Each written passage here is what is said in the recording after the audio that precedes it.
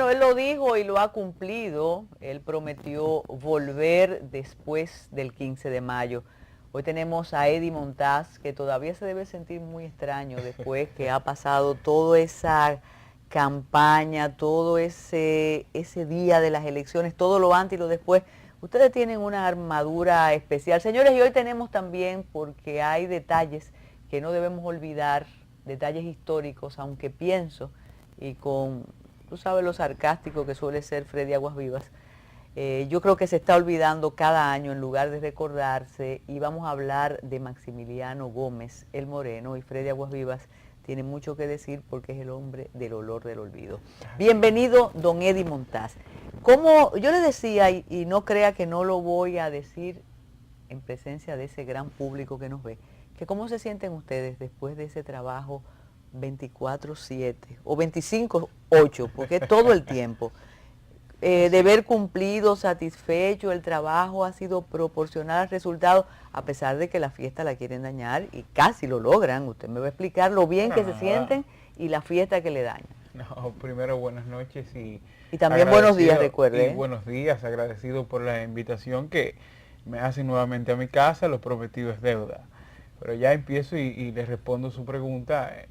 Desde luego que son días diferentes, ya son situaciones distintas, con el sabor de la victoria, sobre todo que es muy placentero para nosotros porque ya realizamos un trabajo y ya lo vimos consumado con la victoria esperada del compañero Danilo Medina y los diferentes compañeros que también ganaron el proceso electoral, pero ya pasamos la página y seguimos gobernando. Ya pasamos la página y seguimos dándole respuesta a una sociedad que valoró con ese 62%, validó, le dio un certificado al compañero Danilo Medina y al PLD de seguir gobernando y seguir produciendo acciones positivas para la República Dominicana. Eddie Montaz, que nos está viendo hoy sábado, que nos va a ver el domingo, que nos va a ver el lunes, hoy, dirán, pero ustedes están negando la realidad, porque hay todo un grupo de quejosos que cada vez se aumenta. Mira, ya él tiene canas así, el hombre, que fue anunciado también, llegó a Aguas Vivas. ¿Ustedes no se sienten mortificados con los procesos? E incluso hay sectores que han pedido anulación de las elecciones, algo que nunca ha ocurrido, y que alegan un fraude colosal, que es un término que no es original, porque ese término se ha utilizado en otros momentos. ¿Usted admite que ha habido irregularidades serias? ¿Usted cree que lo que pasó con la boleta A no ha pasado con la boleta B y la C? Para nada, para nada. O sea, nosotros vivimos una fiesta de la democracia el pasado domingo 15 de mayo y la certificación de eso es la validación y las felicitaciones de diferentes países y presidentes de países. También vimos a Participación Ciudadana también dando su opinión al respecto sobre el tema de las elecciones, y lo importante es seguir avanzando. Es natural que en este proceso muchas veces quienes pierdan estén haciendo bembita, como dicen, y también el tema del pataleo. Pero aquí hay una situación clara en República Dominicana que yo entiendo que nosotros, la clase política y sobre todo la clase emergente política, debe de exigir. Nosotros somos democráticos, pero los actores no son demócratas. O sea, en las democracias el que pierde también tiene que reconocer su derrota y seguir avanzando. O sea, tú no puedes pretender que un proceso determina tu futuro político, sino aprender de los errores, aunque perdiste, y seguir avanzando. El profesor Juan Bosch lo decía, el político solamente sale del ruedo político cuando muere. Y eso es lo que debemos entender la clase política en sentido general. Siempre se menciona el caso de Lula da Silva, que antes de gobernar eso es así. Perdió y perdió y perdió. 7 veces. Eddie, pero no podemos negar pérdidas que han tenido ustedes. La primera es la alcaldía de la capital de la República. ¿Ustedes consideran que no hicieron el trabajo bien? ¿Previeron de alguna manera el descalabro del apoyo al alcalde ya durante 14 años, don Roberto Salcedo?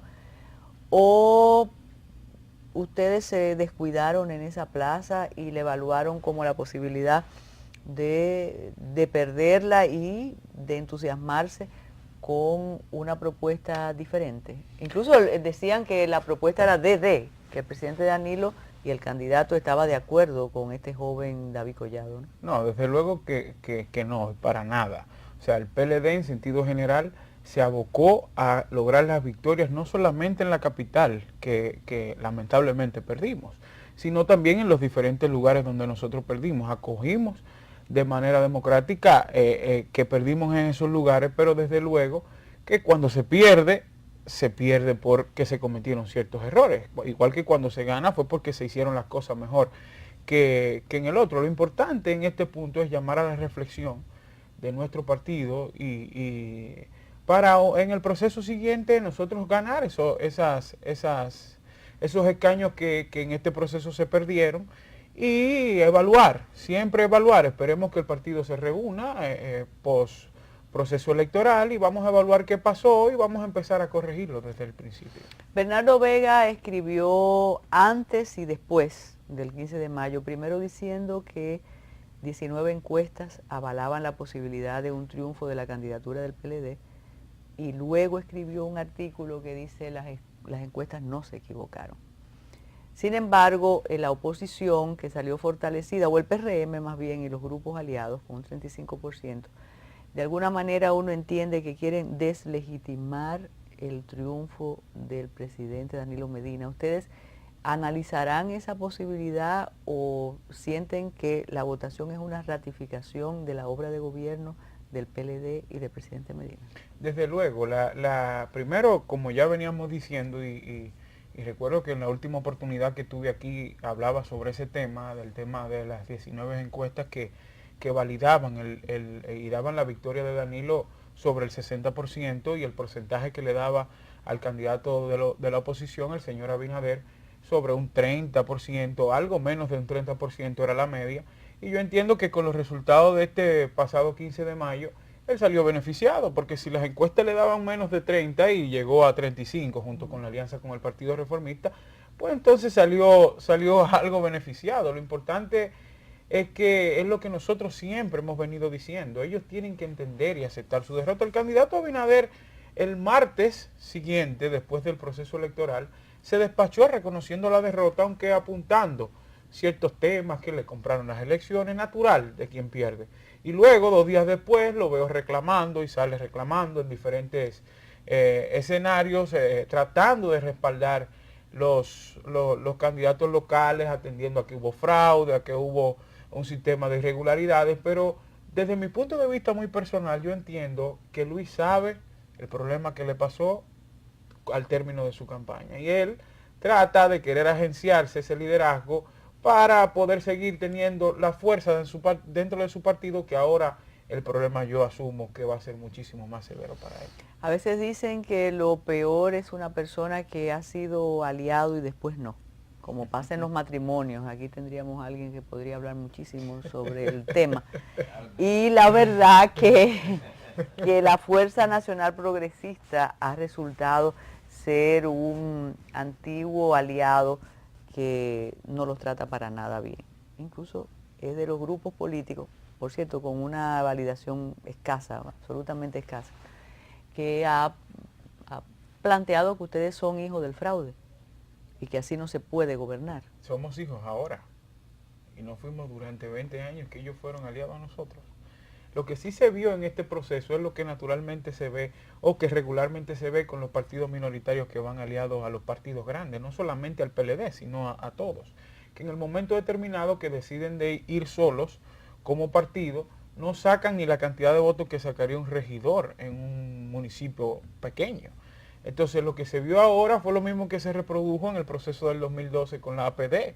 En el 2008 yo recuerdo que junto al compañero Fernández, ellos sacaron 80.000 votos. Cuando fueron al proceso electoral del 2012, entonces sacaron cerca de 6.000 y tantos de votos.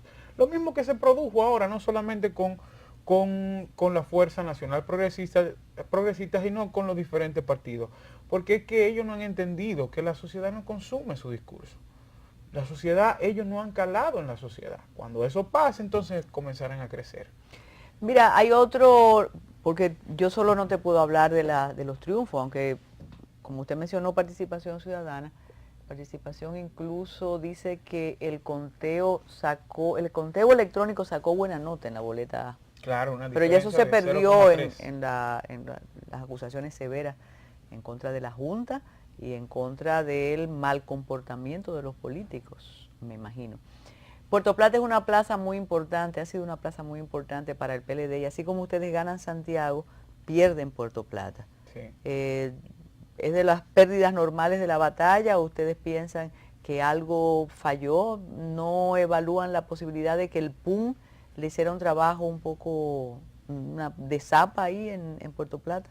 El PUN no iba aliado al PLD, o sea, el PUN iba aliado al partido de oposición, y desde luego que yo soy de los que entiende que nuestro partido en su momento, porque no puedo emitir una opinión tan rápido, porque inclusive hay resultados todavía no definidos, pero sí el PLD se reunirá y verá, como pasó con el distrito y así como pudo haber pasado en San Pedro de Macorís y en otros lugares, y se reunirá y evaluarán qué es lo que pasa, y también ver de cara al futuro cómo mejoramos las situaciones en esos lugares. Pero esta es la democracia.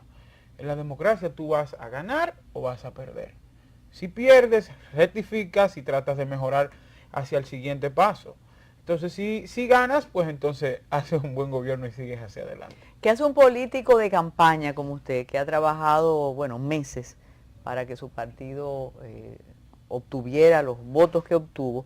¿Qué hace ya cuando pasa la campaña y cuando el resultado es el que tenemos? ¿Ustedes descansan, esperan? Después de agosto es que saben lo que van a hacer.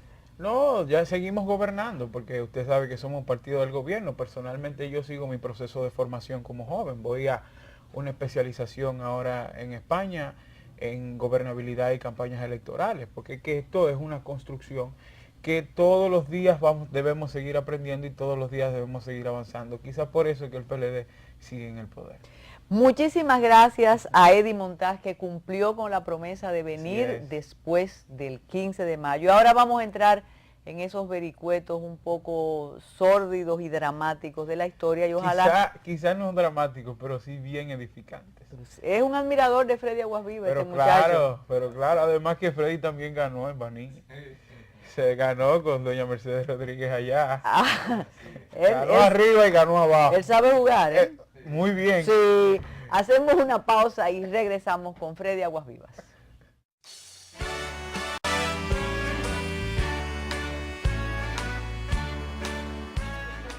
Bueno, y aunque ustedes no lo crean, el tema hoy con Freddy Aguasvivas no es el tema electoral, aunque quién sabe si habrá pinceladas. Ocurre que esta semana que pasó, ¿tú eres de los que piensa que domingo es día de la semana, del primer día o el último?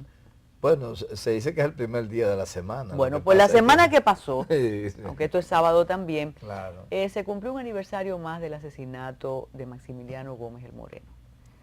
Y yo pensé de inmediato en Freddy Aguasvivas con el olor del olvido, porque si queremos ser realistas, Freddy, yo noto, e incluyo también a personas que les toca muy de cerca Maximiliano Gómez el Moreno, que la efeméride está, tú ves cada vez menos personas en el Camposanto, y no solo eso, ves menos artículos recordando al Moreno. Y son las preocupaciones que a veces uno dice, ¿qué va a pasar después que la generación nuestra, y más o menos te hablo, aunque debe haber una diferencia de 5, 6 o 7 años? No, yo te llevo muchos años. No. ¿Qué va a pasar cuando uno no se encargue de estas nostalgias positivas? Porque fueron personas determinantes, sobre todo por la responsabilidad que deja su muerte, y que tú lo has insinuado y lo has probado. Entonces yo dije, Freddy debe ser, además de Eddie Montaz, que tenía otra función y otra misión aquí, un invitado estelar de Metrópolis para que recuerde y para que puntualicemos el olor del olvido. Bienvenido, Freddy. Gracias, gracias. Yo me siento muy honrado siempre de venir aquí a conversar contigo. Y digo que concentrarnos en el Moreno en un momento de tanta vorágine electoral tiene su sentido, porque si hay algo que yo entiendo, yo quisiera creer que la disminución del impacto de un aniversario más de su asesinato debe tener algo que ver con toda esta escaramuza electoral, ¿verdad? Porque yo entiendo que no es posible que una sociedad como la nuestra pueda olvidar a líderes tan preclaros y de esta incidencia que tuvo Maximiliano Gómez el Moreno. sería injusto, pero pensando en la agenda electoral, yo digo, bueno, tal vez es que esto pudo haber influido para que no tuviésemos una recordación más impactante. Maximiliano Gómez, sin ninguna duda, es uno de los jóvenes más brillantes de su época, siendo un obrero metalúrgico de San Pedro de Macorís, alcanzó unos niveles de desarrollo ideológico y de desarrollo social increíble, de desarrollo político, al punto que no hay en esa generación un escrito conceptual, tratando de analizar la situación de ese momento histórico, como el colonialismo ideológico de Maximiliano Gómez, que hizo unos aportes teóricos, y tú dices, bueno, un obrero que no alcanzó el cuarto del bachillerato, haciendo aportes ideológicos tan profundos, tan contundentes y tan como realista en el momento, ¿verdad? Tú sabes que teníamos los problemas de la Unión Soviética, China, que Cuba, entonces ese colonialismo ideológico nos transmitía que querían poner a los dominicanos a pensar como si nosotros estuviésemos en la Unión Soviética, en Cuba, en Vietnam. Entonces ahí Moreno se destacó. Entonces su efeméride, el momento de su asesinato, yo pienso que tiene que ser recordado con muchísima... hay que darle algún sitial, un sitial que se merece, porque nunca antes el sector liberal de la República Dominicana, digamos que en ese momento la izquierda, pero una izquierda que tú sabes que se mezclaba un poquito. ¿Cuál era la máxima aspiración de la izquierda? Llevar a Balaguer a su propia legalidad. Era una izquierda que lo que bregaba, lo que luchaba, lo que hacía esfuerzos, porque en este país se respetaran derechos fundamentales, se respetara la Constitución, se respetaran las leyes. O sea que era un poquito de izquierda, ni siquiera comunista. Era una izquierda un poquito liberal, democrática, tratar de que el país se aplicara la democracia.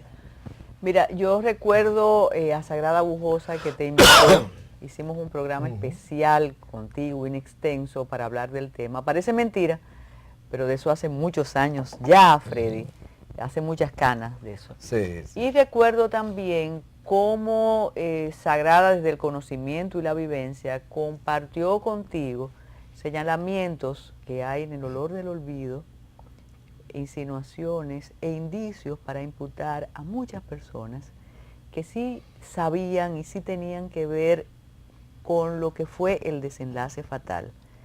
Parece mentira que años después, personas que saben otra parte de la historia y no lo han escrito, tú lo escribiste, a ti te critican mucho, y yo te lo digo siempre, te odian y dicen, e incluso pienso que con la familia tuviste problemas. ¿Tú crees que, cuáles son las razones para encubrir las responsabilidades en el caso de Maximiliano Gómez? Y tú sabes que se une de manera indudable e indestructible el sacrificio de Miriam Pinedo. Claro que sí. Por lo que tú decías ahorita, yo siempre admiré una frase que era de Maximiliano. Bueno, tal vez ni siquiera era de Maximiliano, pero lo usaba con una frecuencia inaudita. Y es que él decía siempre, los que no tienen el valor de sacrificarse, al menos que tengan el pudor de callarse ante los que se sacrifican.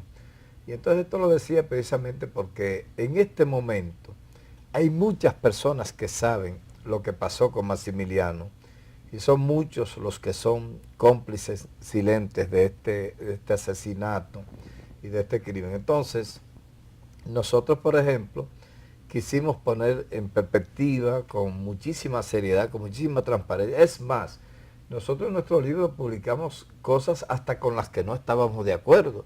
Y le dijimos, pero miren, tengo estas versiones, analicen, yo creo esta, pero analicen ustedes y hagan ustedes su propio juicio de lo que pudo haber pasado. Pero hay tanta irresponsabilidad, hay aquí líderes políticos que todavía andan altisonantes con unas prédicas y unos discursos, y tú dices, ¿cuándo fueron capaces de decir con seriedad lo que había pasado en torno a Maximiliano Gómez? No quisieron hacer nada, no quisieron aportar nada y sencillamente se callaron. Y al callarse se hacían cómplices. Y entonces nosotros decimos, bueno, el caso es una injusticia realmente como múltiple, porque el hecho de que el imperio haya asesinado un hombre como Maximiliano Gómez y el hecho de que haya tanta complicidad de sus compañeros, de la gente que debió haberlo defendido con coraje, con bravía, y entonces uno se queda impactado y dice, bueno, ¿valió la pena tanto sacrificio de esos jóvenes? Cuando tú te metes en la generación, Carmen, que tú la conociste o le hemos seguido de cerca, cuando nos metemos en la generación de Otto Morales, Amin Abel Jabú, Maximiliano Gómez, tú tenías a Guido Gil, tú tenías a una cantidad de personas, tú tenías a Homero, tú Homero tenías Hernández, a Homero claro. Hernández. Esos jóvenes eran brillantes, era toda una generación. ¿Por qué te la menciono? Es exactamente la antítesis de lo que está pasando hoy en día. Acabamos de pasar un proceso electoral que yo no quisiera meterme en eso para no, porque estoy muy Pero te interesado en el tienta, tema te del tienta, te seduce, sí. Pero oye, lo que está pasando políticamente en nuestro país en estos momentos, y tú lo comparas con el decoro, la dignidad, la hidalguía, la valentía de estos jóvenes revolucionarios, tú dices, hay realmente una involución en todo el proceso social. Nosotros no hemos podido cualificarnos en términos políticos y lo ubicó el imperialismo. Es más, el imperialismo evidenció las cualidades de liderazgo de estos jóvenes primero que la misma izquierda. Claro que sí. Había un sectarismo, había una tirantez entre la misma izquierda, y sin embargo el imperialismo se ubicó y dice, bueno, aquí estos jóvenes son un futuro Fidel Castro, son un problema, había que eliminarlos, salir de ellos. Por lo que has dicho, ya me imagino las razones para escribir El olor del olvido, una admiración por este personaje, esta figura política nuestra tan importante. Pero no podemos dejar de señalar, y ahora que tú mencionas la coyuntura electoral y lo que queda, que la izquierda realmente hasta niega a sus héroes aquí por las diferencias que tiene. No Eso solo, es terrible, ya sí, hemos envejecido, ya hay una especie de sí. senilidad heroica Oye, que no es agradable verla así, ¿eh? no solo lo niega, sino que lo denigra, porque si solo lo negara o lo ignorara y se hacen los locos, pero además los denigran. Hay una aptitud en este momento tan divorciada de una red histórica, y es que en este momento tú oyes los discursos de los que deberían ser los izquierdistas de este momento, y entonces uno se siente frustrado, dice, oye, si ves los vínculos, Carmen, hazte una sola idea. En un proceso electoral en que el Danilo Medina tenía el dominio del escenario electoral, la oposición debió unirse en alguna medida, decir, bueno, vamos a tratar de conformar algún bloque para enfrentar esto. Pero dentro de la oposición, habían 3 o 4 fuerzas de izquierda que fueron todas separadas. Claro. Todas. Entonces ahora, y es tan descarado, es tan vergonzante, que gente que sacó un punto 18%, 68 votos, ¿sabe? Puede decir que le hicieron fraude. Danilo tiene 3 millones de votos. Y gente sacó 68 votos, dice que le hicieron un fraude electoral. Pero el malo que es fue una masacre. Tenemos que hacer una pausa y regresamos recordando a Maximiliano Gómez, el moreno.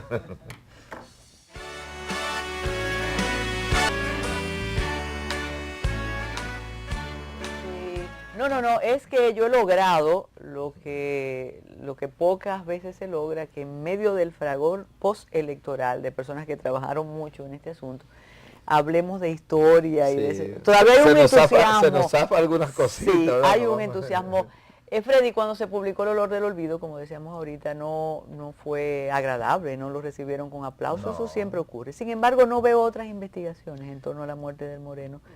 Tú eres el malo porque tú lo escribiste y es verdad que tú eres muy malo. Entonces, ¿por qué lo que pasa aquí? Mira, hay un personero de la historia que debió haber sido protagonista fundamental de esta historia. Yo lo fui a entrevistar yo hice 128 entrevistas. Entonces yo fui todo el que tenía que ver y aportar.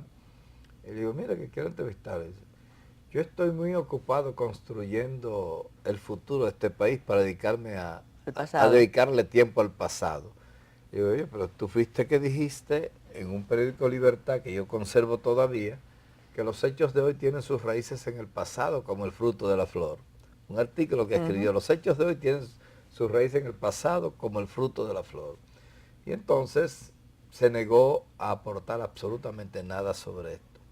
Y entonces nosotros fuimos tumbando murallas, tratando de evitar obstáculos, y escribimos. Y dijimos lo que pensábamos, pusimos todas las teorías, hicimos una investigación y la plasmamos ahí. Mucha gente quiso fusilarme, es más, hay gente de la izquierda que me odia. Y yo digo, bueno, ustedes tuvieron la posibilidad durante 30 años, Carmen, yo esperé 30 años, del 70 al 2001, para yo escribir la historia del secuestro de Crowley, del asesinato de Maximiliano, de Amin, de Otto. Y dije, pero ustedes tuvieron 30 años para escribir esa historia, ¿por qué no hicieron su propia versión? Y más que eso, ya hace 15 años que yo escribí Mi olor del olvido, y yo digo, ¿por qué nadie se le ha ocurrido poner su versión? Freddy se equivocó, Freddy dijo muchos disparates, muchas cosas inciertas. ¿Por qué a nadie se le ha ocurrido refrendar o desmentir esta historia? Eso no es agradable del etos dominicano, incluso en Memorias para la Historia, la serie de Sagrada Bujosa aquí, Sí. se han hecho evaluaciones históricas, Freddy, que ameritaban una demanda por difamación e injuria o una contrarrespuesta, y Claro, no se no hace. se Entonces, hace, no. ¿qué le pasa a esa generación y qué nos pasa a nosotros? Mira, en El olor del olvido, como tú dices, y hace 15 años ya, hay varias hipótesis. Tú haces como una especie de trabajo periodístico. Sí. Después de 15 años, y me imagino que ya con el libro hecho, vendido en las librerías, exhibido en las librerías, alguien te llama y te dice, Aguas Vivas, yo te voy a decir lo que pasó. Tú has logrado eso, y en segundo lugar, ¿cuál hipótesis es la que tú avalas, la que tú más crees? Sí. Si puedes decirlo, yo creo que tú te atreves Claro. a decir esas Sí. cosas. Claro, pero tú me conoces. Sí. Mira, yo he ido logrando muchas versiones, muchas informaciones de gente que ha querido aportar. Y de hecho, yo te puedo decir, por ejemplo, que son gente a la franca. Chico de Pradel me está buscando un resumen, inclusive vamos a ir a San Cristóbal a buscar un resumen que él hizo en ese momento, una especie de síntesis de todo lo que había pasado. Entonces, he tenido aportes interesantísimos. De hecho, yo he querido trabajar en una versión ampliada y modificada del olor del olvido con todos estos aportes. Yo tengo fotografía de Manolo Plata. Manolo Plata ha venido aquí al país 2 o 3 veces, varias veces. Bueno, que ese fue uno de los atractivos del libro, la atractivo. Posibilidad de encontrar ahí el testimonio de Manolo Bueno, Plata. entonces nosotros ya tenemos ubicado a Manolo Plata, estoy publicando fotografías recientes, todas esas cosas, para hacer una nueva versión del olor del olvido. Pero yo quiero tratar de contrastar versiones de gente que tiene muchas informaciones y que se niega y no ha querido darlas, para que nosotros podamos tenerlo. Sin embargo, la cantidad de informaciones adicionales que yo he ido recibiendo en estos 15 años, más las investigaciones que seguimos haciendo, nos ha acercado mucho a la verdad histórica. Y ahí hay mucha gente que no le interesa que se sepa la verdad histórica de este país. Mucha gente.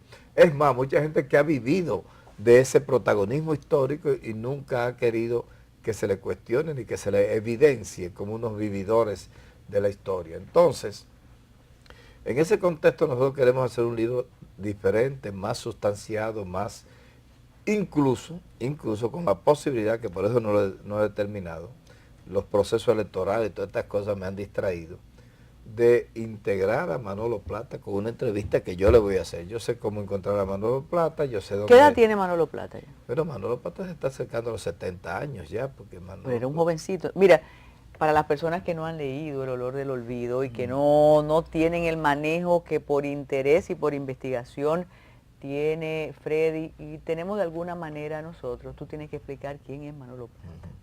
Bueno, Manolo Plata fue un sargento de la Guardia que se integró al MPD en un momento determinado cuando se estaban formando los comandos revolucionarios. Entonces, Paradigmático se sí, convirtió. muy paradigmático. Fue apresado y fue canjeado por el coronel Donald J. Crowley en el secuestro de Crowley.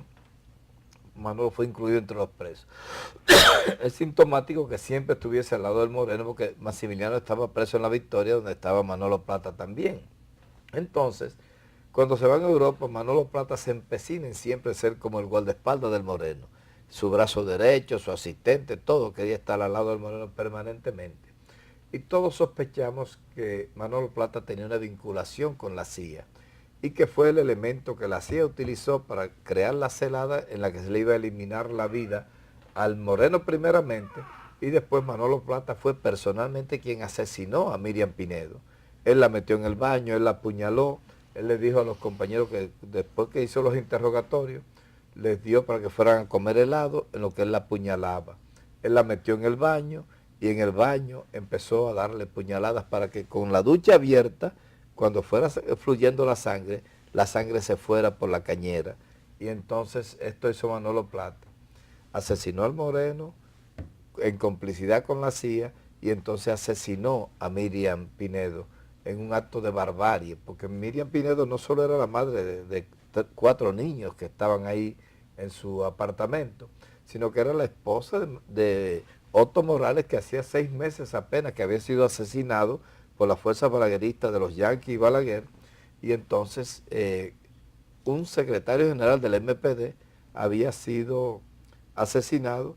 Miriam era su esposa, Miriam era una militante aguerrida de la revolución y del MPD, y entonces todo eso aconteció en torno a Manolo Plata. Manolo Plata desapareció desde el 1973, 2 años después del asesinato de Miriam, y fue protegido por la CIA durante muchos años. Se casó con una abogada francesa, con la que vive todavía, y entonces viven en París.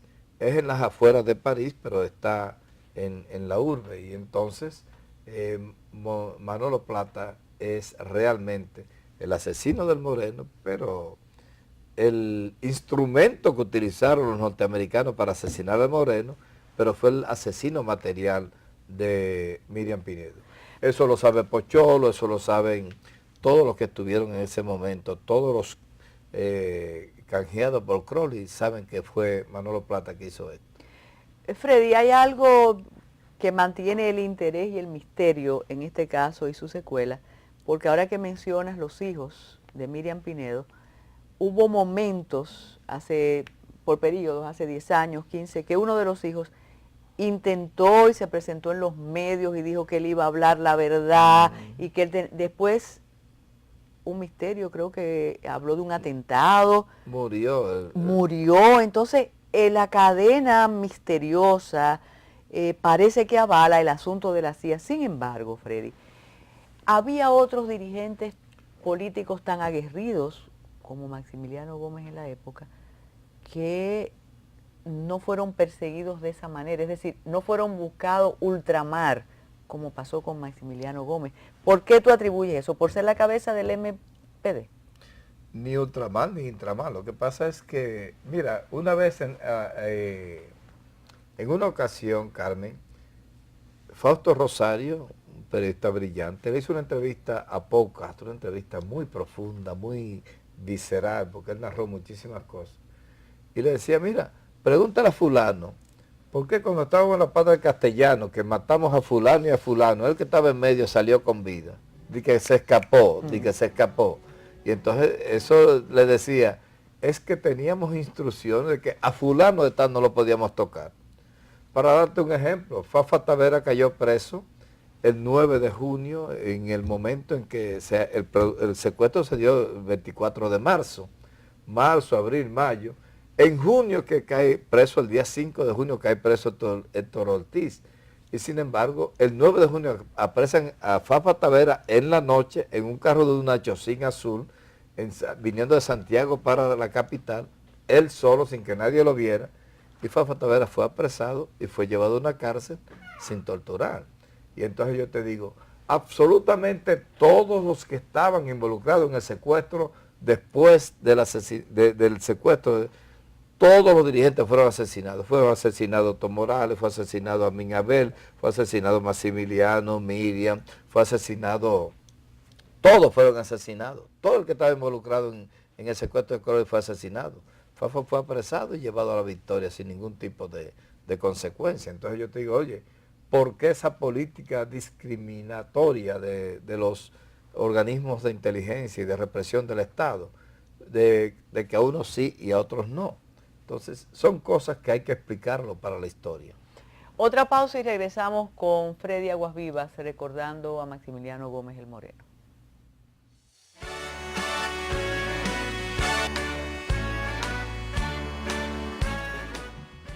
Mencionas que hay personas que después de tantos años de publicado El olor del olvido se te han acercado y demás. Y yo puse aquí una palabra. ¿Tú crees que sea miedo, Freddy Aguas Vivas?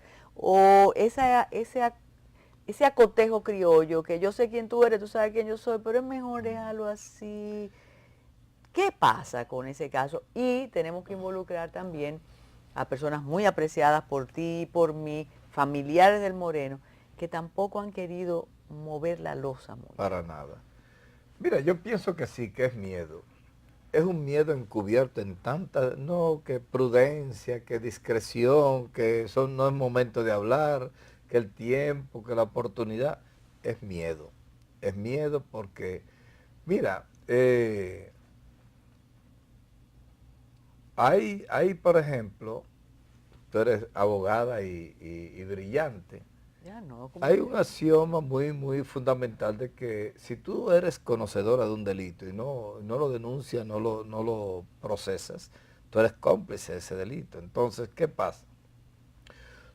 Como decía el poeta, todos como cobardes cómplices de un crimen prefieren es profeso silenciarlo, pero somos cómplices de ese crimen. Estamos nosotros asumiendo una responsabilidad de complicidad porque siempre tenemos una maldita excusa para tratar de no...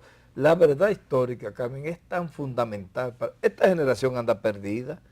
Tú lo mencionas, tú sales a hacer una encuesta. Recuerda que hablan de dictadura. Ellos hablan de dictadura ahora. Dictadura. El 62% de la población es ignorante, analfabeta, manipulada, distorsionada, y el 35% es la que tiene la razón. Ese sí es brillante, es lúcida, y yo te digo a ti, ¿cómo es posible que tú permitas que esta sociedad, sale a preguntar quién es el Moreno ahora a esta sociedad? Entonces estamos permitiendo que la memoria histórica del país vaya cayendo en ese olvido miserable, ese olor del olvido.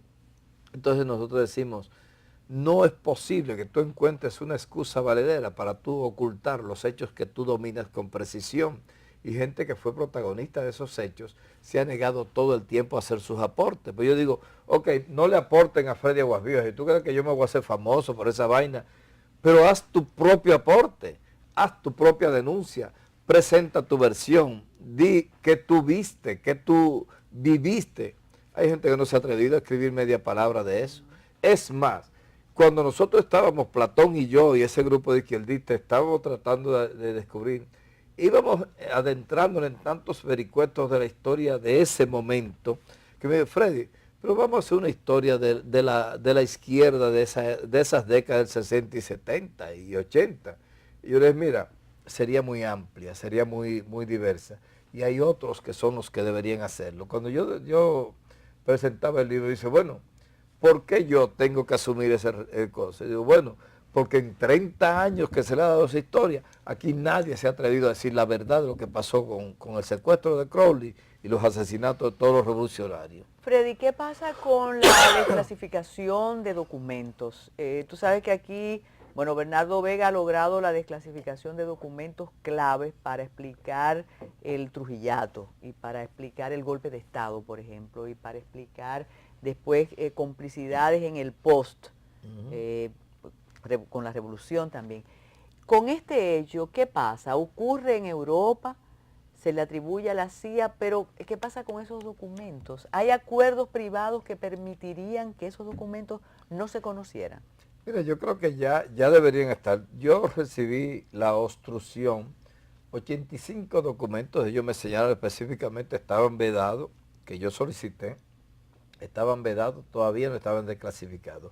Yo fui en el 99, desde el 97 al 99, todos los archivos secretos de la CIA, el Departamento de Estado, todos los organismos de inteligencia norteamericanos, y entonces me negaron 85 documentos. ¿Qué pasa? Que como habían pasado 30 años del evento, debieron haberse aportado. Entonces, pero ya que hace 15 años que yo fui, estamos hablando de 45 años del hecho, yo entiendo que ya esos documentos deberían estar. Como yo estoy en un proceso de hacer una versión ampliada y modificada, yo voy a volver a esos archivos. Hay un procedimiento. No importa que tú no seas familiar, No, como periodista, haces historiador, un proceso, investigador, tú puedes. Tú haces un proceso ante un juez, allá la ley es clara, a los 30 años se desclasifica, es más, a los 20 años se desclasifica una cantidad de documentos, a los 25 otra categoría, a los 30 otra, pero a los 30 ya todo tiene que ser desclasificado. Entonces, ahora que hace 45 años no hay un documento que deba permanecer oculto. ¿Qué sucede? Que tú tienes que ir a un juez, hace una instancia como si fuera un habeas corpus, y entonces te manda el derecho que tú tienes a acceder a esa información, y entonces te dan esos documentos. Hay que volver, hay muchas cosas ahí. Yo tengo además unos 3.000 documentos que traje que no he utilizado todavía, porque se me salían un poquito. Ahí están los palmeros, ahí está la invasión de la guerrilla de Camaño, ahí están una serie de documentos interesantes, pero todavía no he podido trabajar esa parte. Y la seguridad belga, la policía belga de la época tenía fama de ser una de las mejores de Europa, una capacidad para investigar y demás. ¿Tú no lograste ahí ninguno documento? Mire, ellos me negaron la autopsia del cadáver, que era la parte fundamental que yo necesitaba, me negaron la autopsia, y entonces ellos dieron como un accidente. Dieron un accidente y... O sea, falleció en un apartamento un dominicano. Una estufa de gas, lo asfixió, y era un dominicano que andaba con un pasaporte ilegal, como Mauricio Duvergé, que no era Maximiliano Gómez, no era político, no era nada.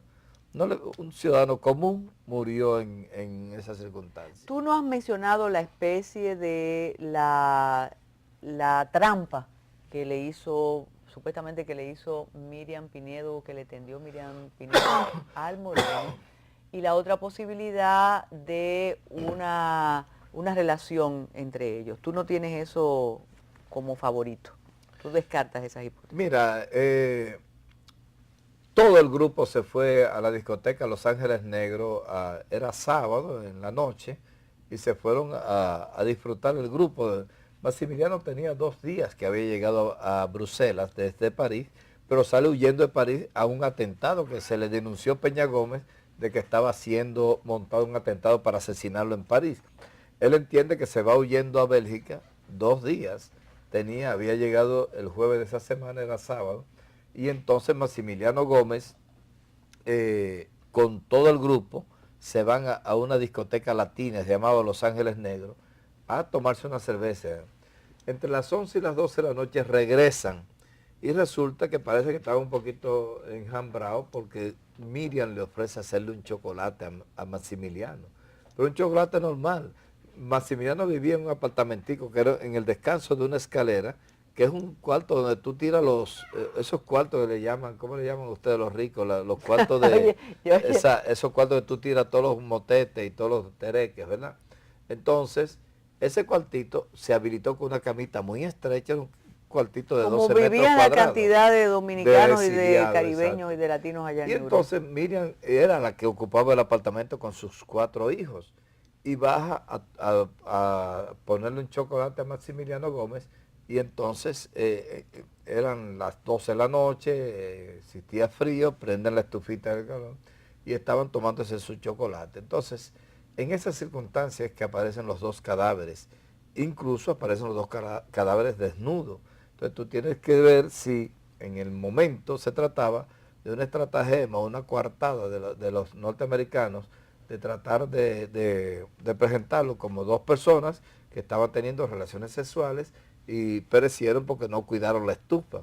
Era un cuartito muy cerrado, había una ventanita muy estrechita que era la que daba, y entonces hay quienes entienden, los que lo encontraron en la mañana del domingo a las 10 de la mañana, entienden que hasta el huequito de la llave, que es un huequito, esa cerradura de antes que tú podías ver por el ojo de la cerradura, hasta eso estaba entaponado, estaba bloqueado con un papelito. ¿Nadie vio a Manolo Plata entrar al lugar? No, en el momento no, porque cualquier operación que se hiciera en ese momento era una operación clandestina en la madrugada. en la madrugada, porque yo entiendo que era muy fácil, un cuartito de 12 metros cuadrados, llenarlo de monóxido de carbono, era un asunto de tú parabas un carro frente a la escalera, en la casa, ¿verdad? Tú llegabas y subías una manguerita conectada al mofle y la ponías debajo de la puerta y tú llenabas ese cuartito en menos de 15, 20 minutos. Alguien ha planteado, no sé, creo que, no sé si tú lo registras, que por la complexión física del moreno, su fortaleza, él no iba a morir así tan fácil con una intoxicación de monóxido. Bueno, yo lo que Eso decía es lo que explica que Miriam sobreviviera y él no, es que él intentó de la cama, él intentó llegar hasta la puerta para abrir la puerta y lograr, detectó. El monóxido de carbono te mata sin tú darte cuenta, porque te da cansancio y sueño y tú crees que lo que te está es durmiendo, pero realmente se te está yendo el oxígeno del cuerpo y te estás muriendo.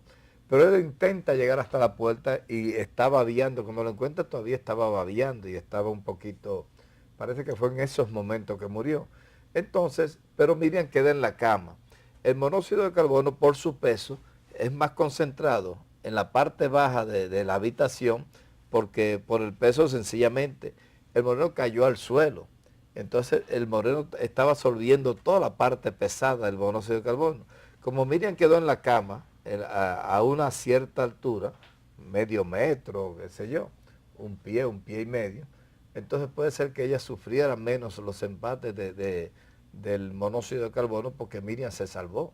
Miriam estuvo en coma un mes, pero fue rescatada, fue salvada, recuperó todas sus habilidades y entonces fue secuestrada, apresada e interrogada durante 6 meses por los asesinos que al final la mataron. Y esa es una parte muy sórdida de la historia, Freddy Aguasvivas. Freddy, muchísimas gracias. De verdad logré que hablaras menos de las elecciones y más de la historia. Y a ustedes, gracias por acompañarnos siempre en Metrópolis.